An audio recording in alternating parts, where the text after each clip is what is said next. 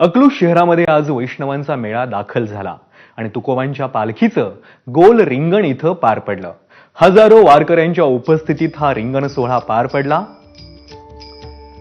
तुकोबांच्या पालखीचं आज सकाळीच अकलूज शहरामध्ये आगमन झालं आणि त्याच्यानंतर हा रिंगण सोहळा इथं पार पडला। हजारो भाविक हजारो वारकऱ्यांच्या उपस्थितीत प्रचंड उत्साहात हा रिंगण सोहळा इथे पार पडला। डोईवर तुळशी वृंदावन घेतलेल्या महिला वारकरी असोत, विणेकरी असोत, सगळेच या रिंगणामध्ये धावले आणि हा अलौकिक सोहळा हजारो भाविकांनी वारकऱ्यांनी याची डोळा अनुभवला।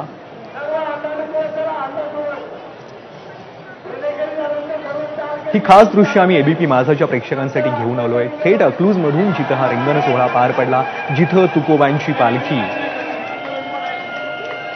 सध्या पोहोचली आहे।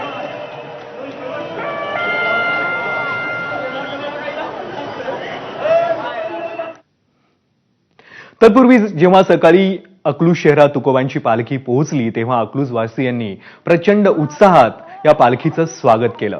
जेसीबी मधून फुलांची उधळण करत तुकोबांच्या जयघोषात हा स्वागत सोहळा पार पडला।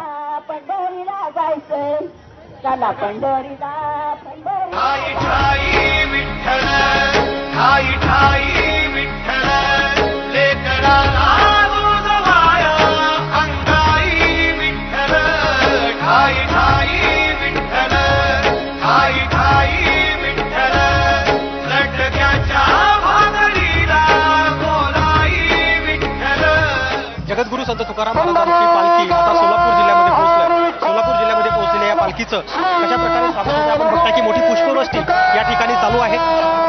150 किलोमीटरचा अंतर चालून पुणे जिल्ह्यातील जवळपास 10 दिवसाचा प्रवास आता तुकाराम महाराजांच्या पालखीने पूर्ण केलाय। आणि ज्यावेळी हा तुकारामांच्या पालखी सोहळा हा अकलूज शहरामध्ये पोहोचला, त्यावेळी अकलूज शहरामध्ये पोहोचलेल्या या पालखीचं पुष्पवृष्टी करून म्हणजे जेसीबी मधून पुष्पवृष्टी करून या ठिकाणी स्वागत होत आहे। आणि खतर अकलूज शहराच्या नीरा नदीच्या जवळ सराटी मुक्कामी असलेली ही पालखी ज्यावेळी अकलूज शहराकडे निघते त्यावेळी अकलूज शहरातील पंचक्रोशीतील लोक या पालखीचं स्वागत करताना आपल्याला पाहायला मिळतात। कॅमेरा भाई पादरीसह गोविंद शेळके, एबीपी माझा, अकलूज।